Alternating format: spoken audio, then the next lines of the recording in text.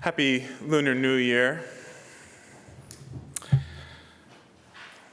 What gets in the way of standing in the light and being seen as we are? There was a song that went viral for this Lunar New Year a few years ago. The song title in Chinese translates to a Spring Festival Survival Guide. A Spring Festival is what Lunar New Year is called in China. And the subtitle, really, or the English title that ended up with it as it went viral was, "What I Do Is For Your Own Good." The song set in high choral theme. The choir in Shanghai sings a beautiful, 50-voice choir singing over and over again the lines that they expect to hear from their relatives at their spring festival gatherings. Lines like, "Aren't you dating someone new yet? What are you doing with your career? Why don't you come work for me?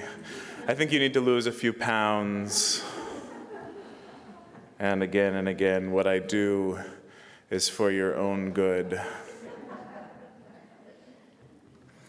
Those prying questions that vary from culture to culture, but which all families seem to find a way to embody. This interconnected web that we're a part of, that our lives are woven out of, that can be both the beautiful source of strength and support that Janice and John just so eloquently described, but that can also be a source of constriction, of stepping away from standing in the light and being who we are. It's that tension that's been often talked about of individualism and interdependence, of our own autonomy and community. It's that reminder that as much as we talk in beautiful language about the web of life and this interdependent reality, the web is itself a device for entrapment. Right? The spider's web is there to catch and kill the fly. And so I often think about, when people talk about wanting to be spiritual but not religious, this idea of where the words come from, right? And it makes sense, because spirit is about breathing, right? That's the root of spirit is breath. And religion, the root is religare, that which binds us together.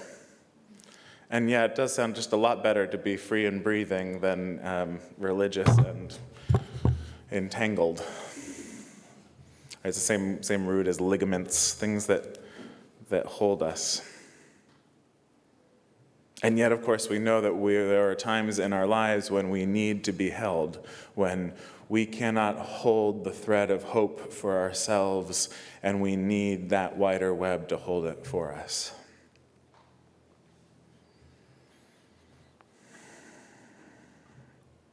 And actually, I think even those who pursue this idea of being spiritual but not religious, I remember Lillian Daniels, who's a mainline Protestant minister, she would critique that and say, stop boring me, spiritual but not religious. Anybody can find beauty and inspiration, spirituality in a sunset. I want to know, how do you find it when the going gets tough? How do you find it in those long-term relationships that can be so challenging? And I'm not sure, even in walking away, that those who find their spirituality without religion end up free of that tangled web, that which binds us together. It might just be that true religion, anyone's true religion, is whatever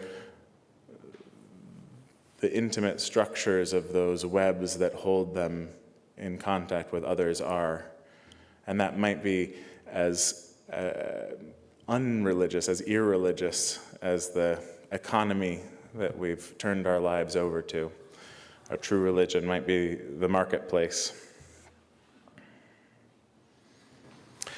How do we live a life of freedom and joy and full selfhood in the light while staying connected in these webs? I don't know.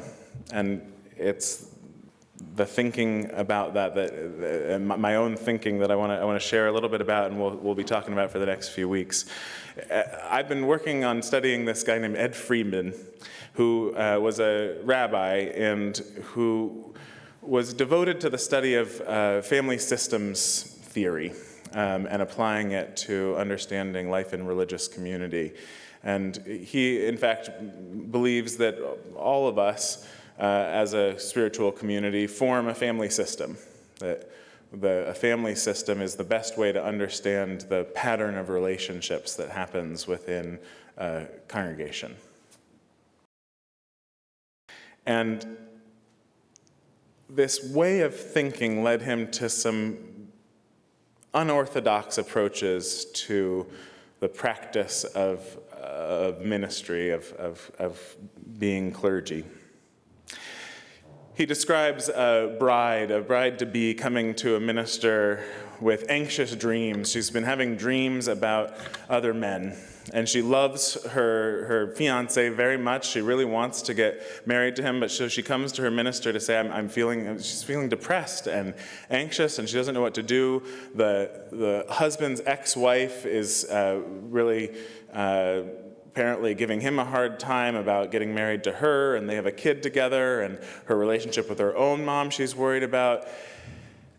And what Friedman draws from this story is to say that the minister, because he was thinking about her role in the system as the main lens by which to offer her support, did not give her psychoanalysis about the dreams that she was bringing up, didn't encourage her to dwell and think about what was really going on. He didn't encourage her to find a psychiatrist to work on the depression and take antidepressants. He encouraged her to tell her husband about the dreams and to have a conversation with her mother about the challenge she was having thinking about the idea of bearing kids on her own. These two conversations were all he prescribed. And somehow, through those truth-tellings, through standing in the light and being seen in those two relationships, the anxiety that she was feeling was passed to where Ed Friedman would say it would rightfully belonged. Suddenly, her fiancé, this man she was about to marry, became the one who was anxious about the relationship. And that inspired him to have a conversation with the minister himself a few weeks later. And in that conversation, it got clear that it was his relationship with his mother that might have been keeping him from having a boundary with his ex-wife. And so the minister encourages him to have a conversation with his mother.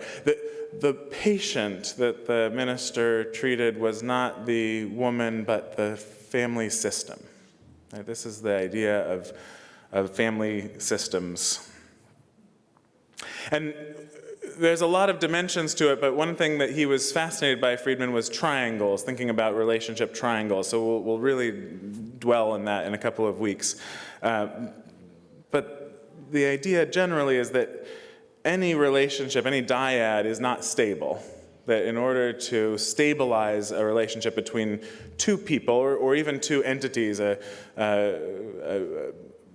individual and their dreams, or a minister and a congregation, to stabilize that dyad requires bringing in a third pillar of the triangle. So that we naturally do this. We always are forming relationships in triangles and interlocking triangles. And because of that, causation And this was the revolution in thinking that Friedman says brought about this new approach to thinking about how healing works. Systems thinking says it's not one person talking to another that causes a third thing to happen. It's not A to B to C. It's that A and B and C and D and E all impact one another. Right? So the difference between linear causation, most of you are familiar with this, and systems causation.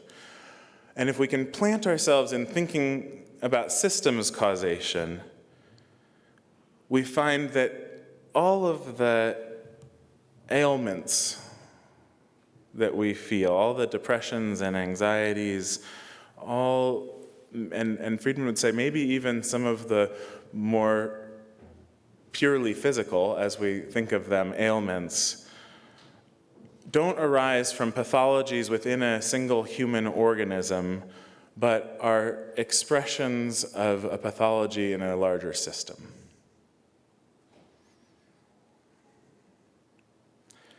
System thinking says it's too small a lens to think that these things arise out of an individual sense of ailment, and that the same way that a symptom showing up in the skin or in the blood might point to an issue in the heart or the liver, conceiving of a larger system, a family system, as a living organism, it invites us to consider that the symptom showing up in the individual might be more a result of the ailment in the family of which they're part than an intrapsychic pathology. I think, what a relief. All of our problems are not actually the result of our own inherent brokenness. They're instead a product of the complicated webs our lives are woven into. But then what the heck do we do about it? It turns out that the only way to bring about healing for that larger tangled mess is you. Friedman's invitation over and over again is to self-differentiation, to not be fused with or cut off from, but clear about who I am and where I stand, and then be available to stay connected. And it's so hard to do this, I think, for all of us because of the way we're wired, our attachment systems, as we've learned more and more about how attachment theory says our nervous systems operate. We depend on the safety of our relationships, especially those closest, familial relationships. We depend on those feeling safe to be okay in ourselves. And attachment theory would distinguish in the same way that Friedman would talk about fusion or cutoff. Attachment theory would talk about anxious relating or avoidant relating, right? So if we're feeling anxious, if we're an anxious attachment relator, we might come in and be more likely to fuse, be too close and too undifferentiated from someone else. If we're an avoidant attachment relator, we might be more likely to cut off, to not be available for that connection. And I really think that this finding both, how to do both, how to stay in oneself and connected, is the heart of all spiritual practice, the practice of a lifetime, and the best healing we can do for ourselves, but also for the families that we are a part of, whether that's a personal family or a wider societal family.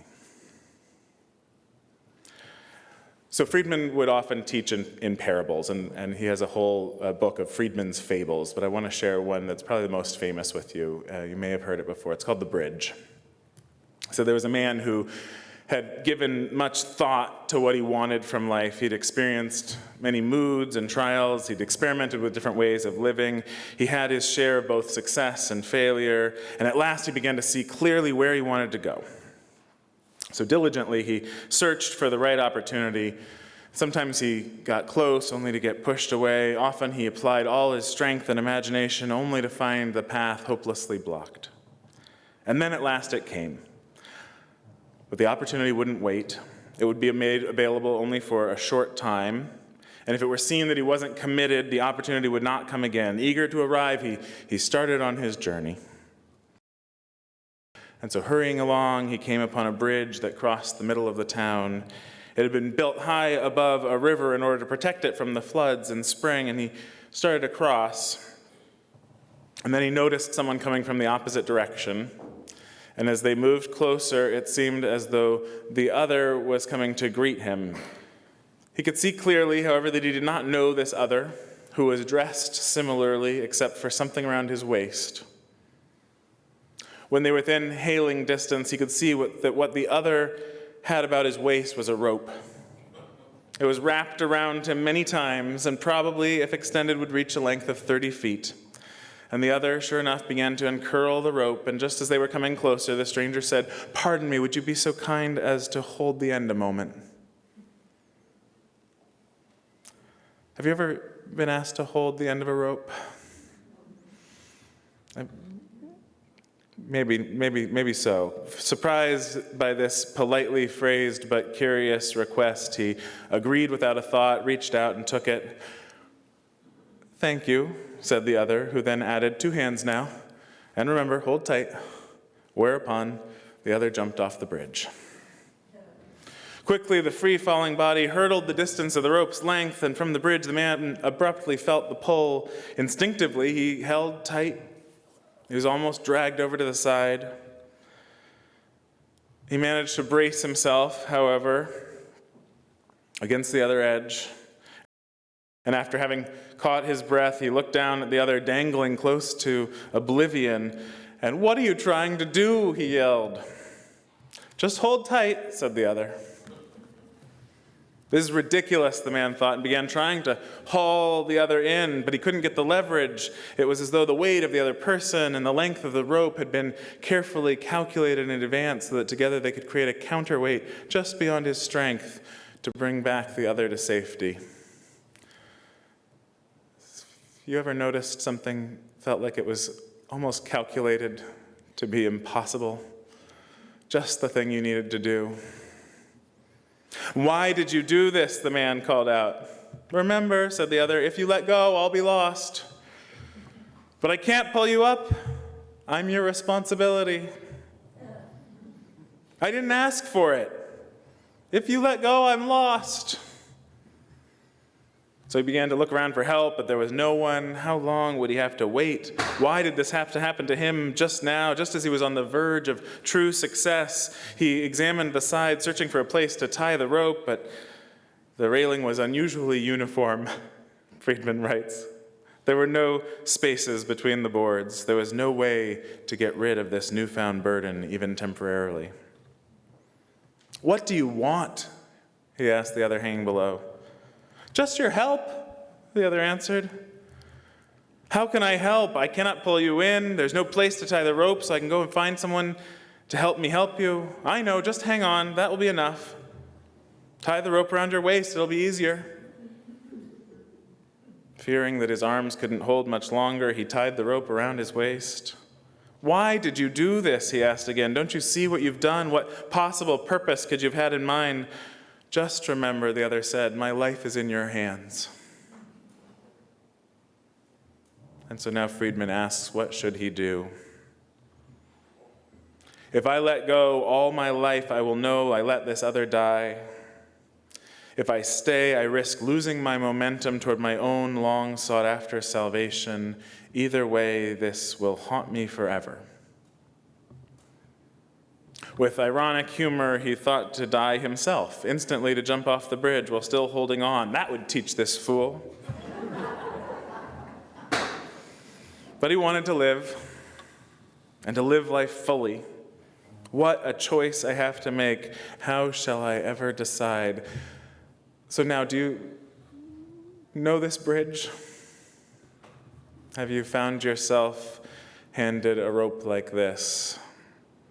Perhaps you've found yourself offering that other end. What rope did your family hand you to hold? Can you find yourself in both positions, the one seemingly forced into taking responsibility, the one who wants more than anything to give responsibility for their life to another? Time went by, still no one came. The critical moment of decision was drawing near. To show his commitment to his own goals, he would have to continue on his journey now. But what a terrible choice to have to make. A new thought occurred to him. While he could not pull this other up solely by his own efforts, if the other would shorten the rope from his end by curling it around his waist again and again, together they could do it. Actually, he realized the other could do this all by himself, as long as he, standing on the bridge, kept still and steady. "Now listen," he shouted down, "I think I know how to save you." And he explained his plan. But the other wasn't interested. "You mean you won't help? But I told you I can't pull you up myself, and I don't think I can hang on much longer either." "You must try," the other shouted back in tears. If you fail, I die." And the point of decision arrived. What should he do, my life or this other's? And then a new idea. A revelation so new, in fact, it seemed heretical, so alien was it to his traditional way of thinking. "I want you to listen carefully," he said, "because I mean what I'm about to say. I will not accept the position of choice for your life, only for my own. The position of choice for your life I hereby give back to you." "What do you mean?" the other asked, afraid. "I mean simply it's up to you. You decide which way this ends. I will become the counterweight. You do the pulling and bring yourself up. I will even tug a little from here." And he began unwinding the rope from around his waist and braced himself anew against the side. "You cannot mean what you say," the other shrieked. You wouldn't be so selfish. I am your responsibility. What could be so important that you would let someone die? Do not do this to me." I think Friedman goes on and on in this because it really does feel like life and death, doesn't it? To stop taking responsibility that you've taken for others in your life who are depending on you. He waited a moment, and there was no change in tension of the rope. "I accept your choice," he said at last, and freed his hands.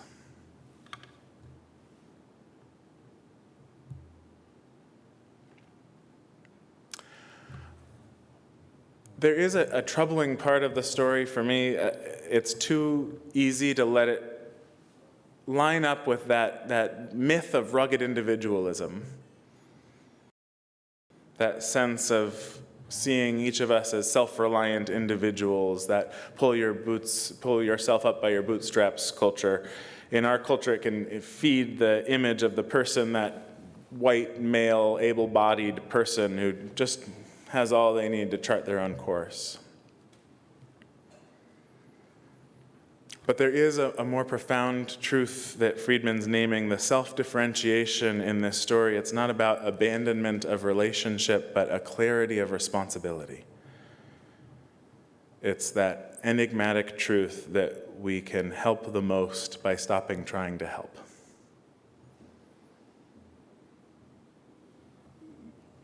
It's pointing us towards the paradox that as we grow in profound awareness of the interconnectedness of it all, as we come to understand ourselves more and more thoroughly as a part of an organic system, a family organism, maybe even a planetary or cosmic organism,